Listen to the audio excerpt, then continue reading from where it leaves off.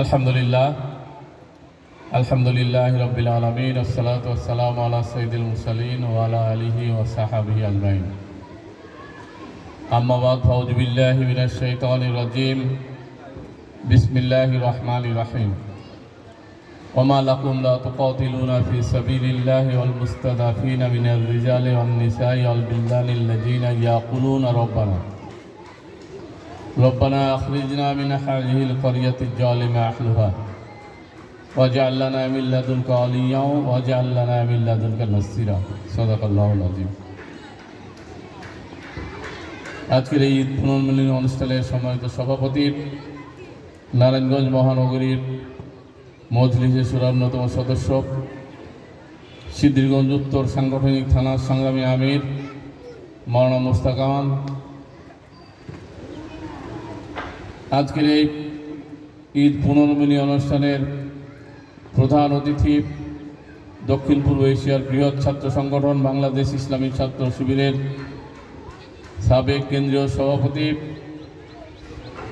বাংলাদেশ জামাত ইসলামের কেন্দ্রীয় কর্ম পরিষদের অন্যতম সদস্য, নারায়ণগঞ্জ মহানগরী জামাতের সংগ্রামী আমির জননেতা মাওলানা আব্দুল জব্বার, বিশেষ অতিথি নারায়ণগঞ্জ মহানগরীর সংগ্রামী সহকারী সেক্রেটারি মাওলানা জামাল হোসাইন, বিশেষ অতিথি নারায়ণগঞ্জ জেলার মজলিসের অন্যতম সদস্য জননেতা প্রিন্সিপাল ইঞ্জিনিয়ার আব্দুল বাকি সহ নেতৃবৃন্দ এবং উপস্থিত ভাইরা, আল্লাহ তাআলার শুকরিয়া আদায় করছি। মহান আল্লাহ রাব্বুল আলামিন ঈদ উত্তর এই পুনর্মিলনীর অনুষ্ঠানে আমাদেরকে একত্রিত হওয়ার সুযোগ করে দিয়েছেন, আলহামদুলিল্লাহ।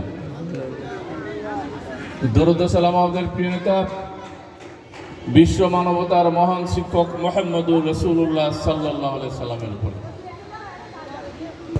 সম্মানিত ভাই সব,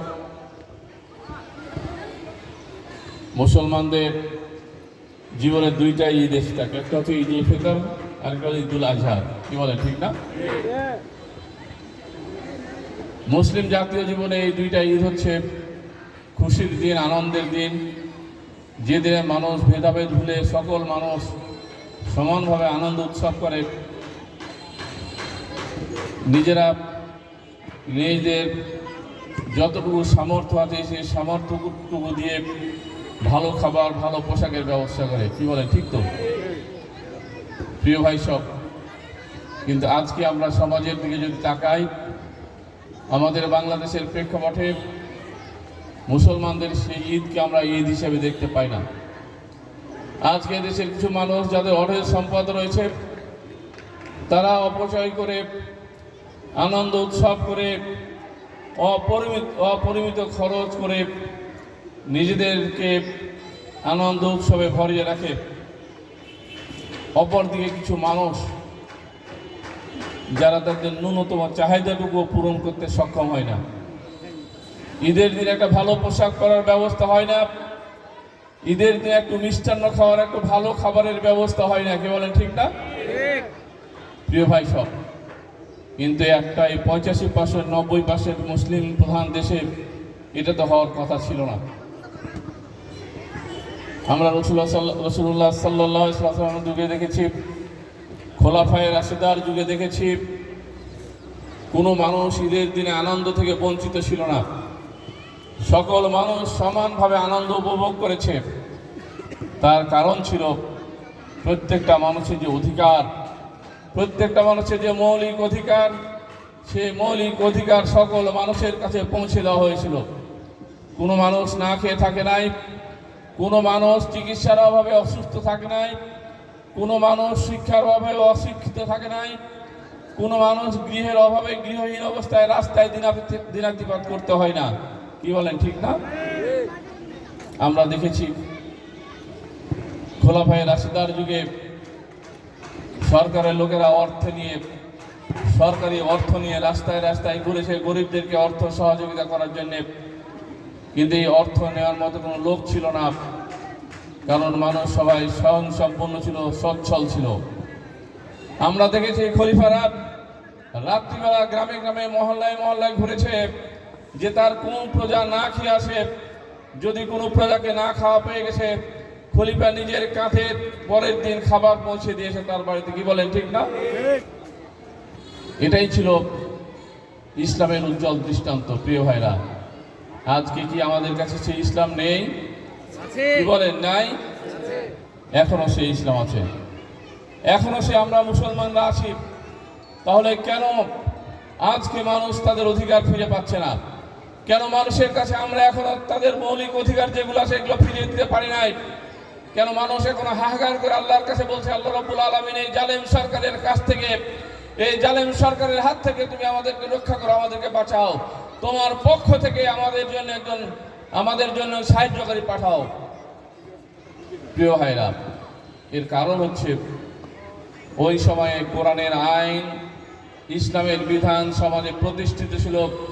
আর আজকে কোরআনের আইন প্রতিষ্ঠিত না থাকার কারণে, ইসলামের বিধান প্রতিষ্ঠিত না থাকার কারণে আজকে মানুষের দুর্দশা, জুলুম, অত্যাচার, দুর্নীতিতে সমাজ ভরে গেছে, সমাজ ছেয়ে গেছে। কি বলেন, ঠিক না? সুতরাং এই সমাজকে যদি পরিবর্তন করতে হয়, যদি সুখী সমৃদ্ধশালী একটা সমাজ কায়েম করতে হয়, যদি ইনসাফপূর্ণ বৈষম্য মুক্ত একটা সমাজ প্রতিষ্ঠিত করতে হয়, তাহলে ইসলাম ছাড়া কোনো বিকল্প পথ নেই। প্রিয় ভাই সব, দুনিয়ার ইতিহাসের সাক্ষী, কোনো সরকার, কোনো বাদশাহ, কোনো রাষ্ট্রপ্রধান মানুষের সকল অধিকার ফিরিয়ে দিতে পারেনি। একমাত্র যেখানে ইসলাম প্রতিষ্ঠিত থেকেছে, যেখানে খোদার বিধান প্রতিষ্ঠিত থেকেছে, শুধু সেখানে মানুষ তাদের সকল অধিকার ফিরে পেয়েছে। সুতরাং আজকে যদি সমাজের মানুষকে তাদের অধিকার ফিরিয়ে দিতে হয়, তাহলে কোরআনের আইনকে প্রতিষ্ঠিত করা ছাড়াই কোনো বিকল্প পথ নয়। সংগ্রামী ভাই সাহেব, বাংলাদেশ জামাত ইসলামী এই লক্ষ্য নিয়ে সকল মানুষকে সুখে সমৃদ্ধিতে রাখার জন্যে, একটা সুখী সমৃদ্ধশালী ইনসাফপূর্ণ দেশ গঠন করার জন্যে, কায়েম করার জন্যে, আজকে কোরআনের রাষ্ট্র প্রতিষ্ঠিত করার জন্যে, কোরআনের আইনকে সমাজে প্রতিষ্ঠিত করার জন্য সংগ্রাম করে যাচ্ছে। সংগ্রামী ভাই সব, এই পথ সহজ নয়। আপনারা দেখেছেন এই 12ই ফেব্রুয়ারি যে নির্বাচন হয়েছে, এদেশের মানুষ, অধিকাংশ মানুষ জামাতকে ভোট দেয় নাই, দিয়েছিল। কিন্তু ইলেকশন ইঞ্জিনিয়ারিং করে আমাদের উপদেষ্টারা বলেছে যে জামাত যেন ক্ষমতায় আসতে না পারে সেই ব্যবস্থা আমরা করেছি, বলে নাই? এই বাধা আসবে, এই বাধাকে উপেক্ষা করে এদেশে ইসলাম প্রতিষ্ঠা করার জন্য জামাত ইসলামী সামনের দিকে এগিয়ে যাচ্ছে। এই অগ্রসর সংগঠনকে, এই জামাত ইসলামের কাজকে ত্বরান্বিত করার দায়িত্ব কি আমাদের নয়?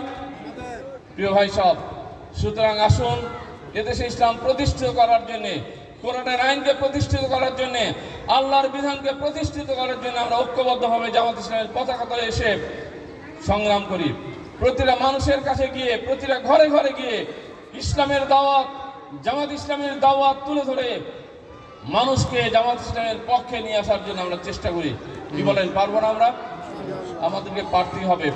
সবাইকে এই আহ্বান জানিয়ে আমি আমার বক্তব্য শেষ করছি। খোদা হাফেজ। বাংলাদেশ জিন্দাবাদ, বাংলাদেশ জামাত ইসলামী জিন্দাবাদ। আসসালামু আলাইকুম ওয়া রাহমাতুল্লাহি ওয়া বারাকাতুহু।